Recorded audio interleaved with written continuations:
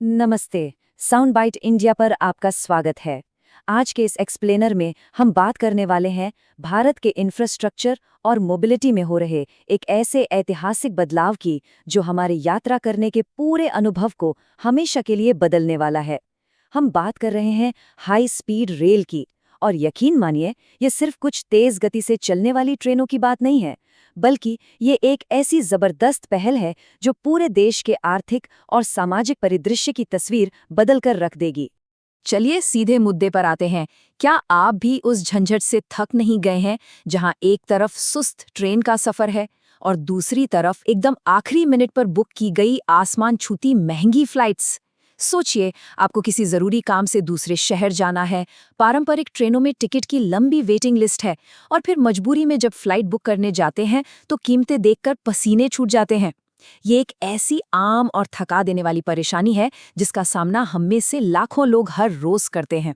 तो sound bite India के इस खास एक्सप्लेनर में आइए समझते हैं कि कैसे हाई स्पीड रेल या HSR यात्रा की इन बुनियादी रुकावटों को असल में सुलझाने वाली है।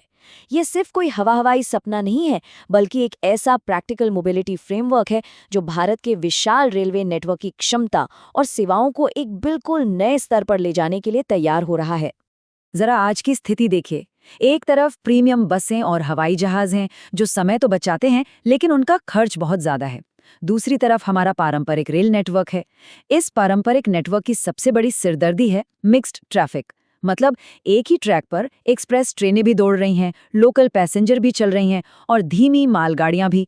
इस वजह से हमारी प्रीमियम ट्रेनों की भी जो औसत स्पीड है वो काफी कम रह जाती है, और यात्री न चाहते हुए भी महंगी लग्जरी बसों या उड़ानों की तरफ जाने को मजबूर हो जाते हैं। अब जरा इस आंकड़े पर गौर कीजिए। मुंबई अहमदाबाद कॉरिडोर, लगभग 508 किलोमीटर लंबा ये कॉरिडोर 320 किलोमीटर प्रति घंटे की जबरदस्त रफ्तार से एंड टू एंड सफर के समय को घटाकर महज 2 घंटे 7 मिनट कर देगा। क्या ये वाकई गेम चेंजर नहीं है? ये सीधे तौर पर यात्रियों के उस कीमती समय को वापस लौटाने की पहल है जो अक्सर सफर में बर्बाद हो जाता है। ये मास ट्रांजिट और प्रीमियम मोबिलिटी के बीच के फर्क को पूरी तरह से मिटा देता है। लेकिन बात सिर्फ स्पीड की नहीं है। सबसे अहम बात है सफर में एक गरिमा या डिग्निटी वापस लाने की। भारत के हाई स्पीड रेल कोच विशेष रूप से डिजाइन किए जा रहे हैं। सोचिए, 50 डिग्री सेल्सियस तक की भीषण गर्मी में शानदार कूलिंग करने वाले AC, बेहतरीन fire safety, crash avoidance system और दिव्यांगों के लिए विशेष सुविधाएं। ये सब मिलकर यात्रियों को समय की पाबंदी और सुविधा का वो सम्मान देते हैं जिसे सही मायनों में ईज ऑफ लिविंग कहा जा सकता है। और ये सब मुमकिन कैसे होगा? सेग्रीगेटेड इंफ्रास्ट्रक्चर से, यानी इनकी पटरियां बिल्कुल अलग होंगी। क्योंकि हाई स्पीड रेल पारंपरिक पटरियों पर नहीं, बल्कि अपने एक्सक्लूसिव और डेडिकेटेड कॉरिडोर पर चलती है, इसलिए इसमें धीमी मालगाड़ियों का कोई दखल नहीं होता।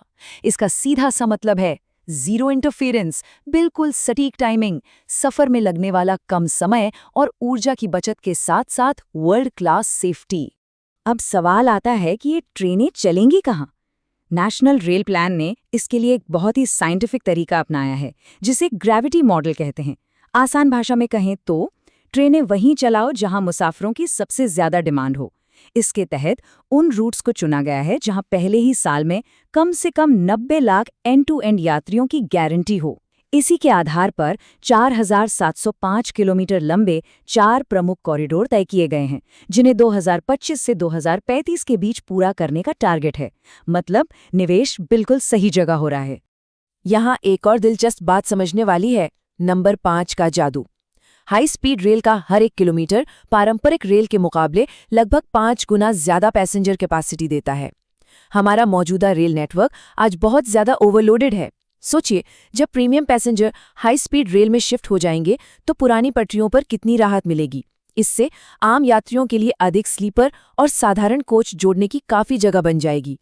और अगर इसे इकोनॉमी के नज़रिए से देखें तो हाई स्पीड नेटवर्क सिर्फ आने जाने का जरिया नहीं, बल्कि ग्रोथ के असली इंजन हैं। ये दूर दराज के बड़े आर्थिक केंद्रों को आपस में जोड़ते हैं, जिससे बिजनेस ट्रैवल का समय और खर्च दोनों बचते हैं। इतने बड़े इंफ्रास्ट्रक्चर प्रोजेक्ट में निवेश का मतलब है स्थानीय अर्थव्यवस्थाओं में जबरदस्त उछाल।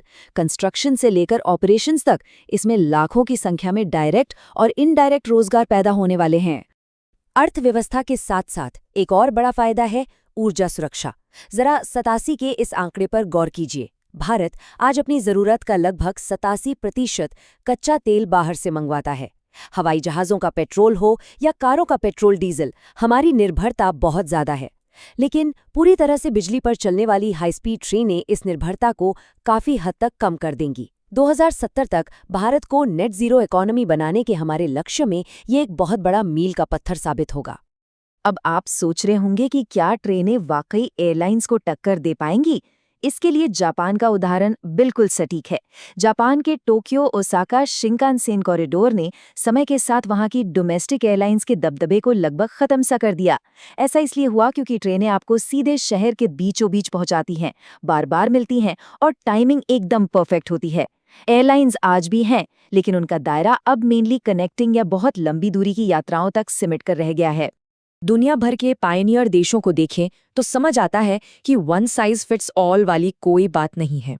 जापान ने अपनी पुरानी लाइनों को छोड़कर एकदम नया स्टैंडर्ड गेज शिंकानसेन बनाया।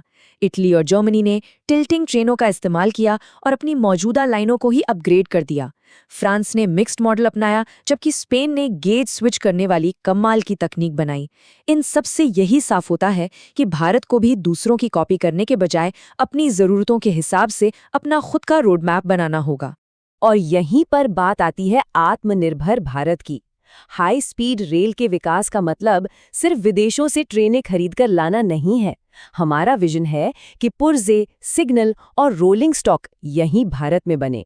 ये स्वदेशी तकनीक भारत को सिर्फ एक बाजार या आयातक होने की स्थिति से बाहर निकालेगी और हमें हाईटेक रेल उद्योग में एक ग्लोबल लीडर के रूप में स्थापित करेगी। जाहिर है, इससे देश में हाई एंड जॉब्स की बाढ़ आ जाएगी। और इस सपने को जमीन पर उतारने का जिम्मा है national high speed rail technology corporation यानी NHSRTC का। इनके सामने कुछ बहुत ही क्लियर और अहम टारगेट्स हैं, जैसे 250 किलोमीटर प्रति घंटे की रफ्तार वाले नए सिस्टम का डेमोन्स्ट्रेशन करना, मौजूदा 200 किलोमीटर प्रति घंटे वाले सिस्टम को अपग्रेड करना, घुमावदार पटरियों के लिए टिल्टिंग ट्रेनें विकसित करना और मालगाड़ियों के लिए बेहतर सेल्फ स्टीयरिंग बोगी डिजाइन तैयार करना। यही वो रिसर्च और डेवलपमेंट है जो भारत को पूरी तरह आत्मनिर्भर बनाएगा। तो अंत में सबसे बड़ा सवाल यही है कि हाई स्पीड रेल हमारे इंटरसिटी सफर और हमारी आर्थिक समृद्धि के भविष्य को कैसे बदलने वाली है।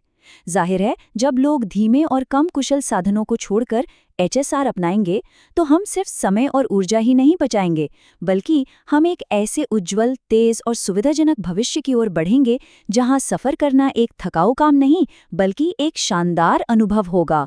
हमारे साथ इस शानदार सफर पर चलने के लिए बहुत बहुत धन्यवाद। उम्मीद है कि भारत के इंफ्रास्ट्रक्चर और हाई स्पीड रेल पर साउंड बाइट इंडिया का ये एक्सप्लेनर आपको बेहद पसंद आया होगा। अगर आपको कुछ नया और दिलचस्प सीखने को मिला है तो प्लीज़ वीडियो को लाइक करें और हमारे चैनल को सब्सक्राइब ज़रूर करें। ऐसे ही और भी इंसाइटफुल टॉपिक्स हम आपके लिए लाते रहेंगे। सुरक्षित रहें और सीखते रहें।